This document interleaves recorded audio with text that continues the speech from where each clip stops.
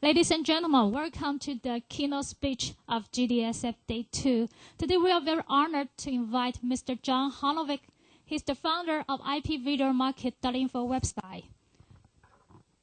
Mr. John Honovich, he researches and writes for the website, providing the latest and timely analysis of new technology, emerging products, and industry trends.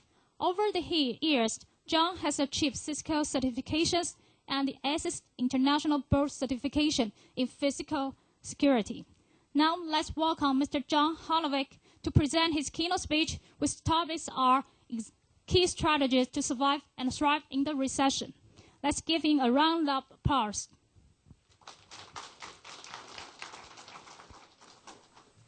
Well, I'd first like to thank A&S for having me here. I'm very happy to be here, and it's very impressed. First time to Secutech, very impressed with the show, the number of manufacturers, the quality, the range, and I'm certainly learning a lot, so it's certainly great for me to be here. Taiwan essentially is, in some sense, a second home to me. I met my wife going to grad school in U.S., but she's from Taiwan, and she's here today, Jen Ling, and my father-in-law, Mr. Zhou Lishen. So I'm very happy that they are here, and so even if you don't like the speech, pretend that you like it for their benefit.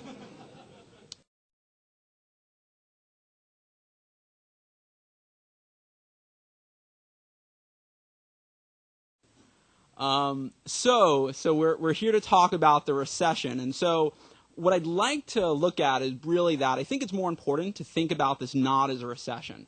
Right? Because a recession is kind of like the tides, right? The tide comes in, the tide comes out. It's sort of regular. It's not a big deal. You just you deal with the recession. It lasts for 6 months or a year, and sort of life moves on. And I think the key thing that we see here is that there are much more fundamental changes occurring in the global economy and in the industry, more than just simply basically growth slowing down in some regions of the world.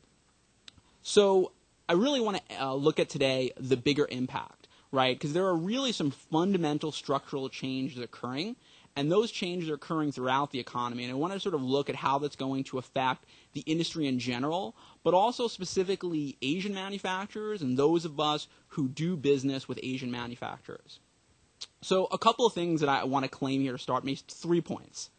First of all, I believe that there's a power shift, and that power shift's been going on for a number of years, but I think this recession or this crisis that the West is going through is going to accelerate basically a shift of power from the West, from the U.S. and Europe, to provide more power to the Asian markets. And I think that's going to affect basically across the board, whether you are an Asian manufacturer or you're working with them. Secondly, if you're familiar with the book The World is Flat, one of the concepts of that, right, is that because of the internet, it becomes much easier for people to do business across borders, right? And so the example, sort of the most well-known example, right, is call centers in India, right? So that you can basically take things from the U.S. and Europe and you can shift them 5,000, 10,000 miles away and save a lot of money, right? But the same type of thing is happening if you look at the manufacturers, even here in Asia, right? It's becoming much, much easier for Asian manufacturers to do business in Europe and the United States. Why? Because the internet sort of reduces the cost of communication. It makes it easier for you to do things. And these types of things has driven a number of our industries, like in the U.S., the newspapers, all of our newspapers are basically going out of business, right? And there's a number of industries that are really being fundamentally transformed because of the way that the world is flattening.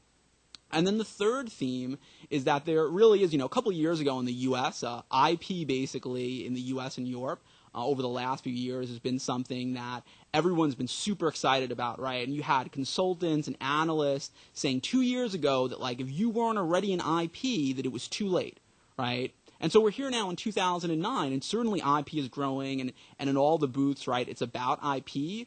But all of the manufacturers and the people who do business in the industry know that it's still 80 to 90% of the revenue is in analog, right? And that's changing certainly, but it's going to be a slow migration. And so when you look at basically dealing with the recession, do you dump all your analog business and move just to IP, or do you take sort of a more tactical, longer-term approach in making a smoother migration? So that's the other theme that we'll be looking at.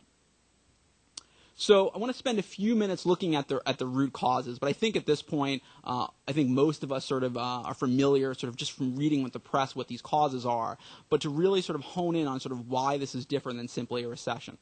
So there are a couple things going on here. We know basically in the U.S. and Europe, right, the bailouts are immense, right?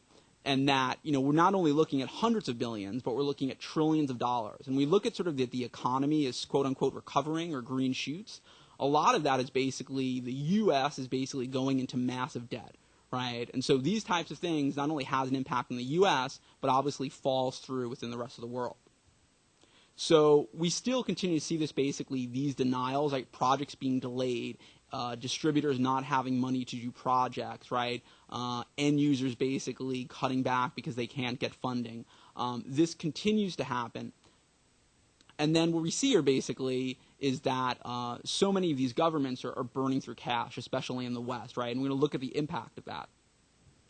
So all of this basically has made the world much more cautious. If you were in here for the president of Bosch, right, in his address, right, one of the comments that he made was, right, that the industry over the last 10 to 20 years has gotten very complacent into expecting basically big growth year after year, kind of like it was automatic, like you could just write it in that there's going to be 10, 20, 30% growth.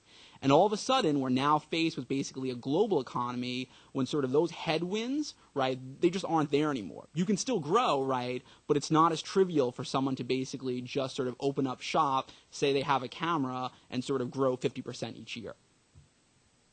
And then part of that, basically, when you look at sort of in the U.S. and Europe, is that there's already sort of this anticipation that, everything is sort of going back up, but it's going to take a long time, especially in the West, where a lot of sort of, even Asian manufacturers make a lot of their money even through their OEMs. It's going to take a long time for the U.S. to process all of these trillions of dollars of bad debt, and we're only really of a fraction of the way through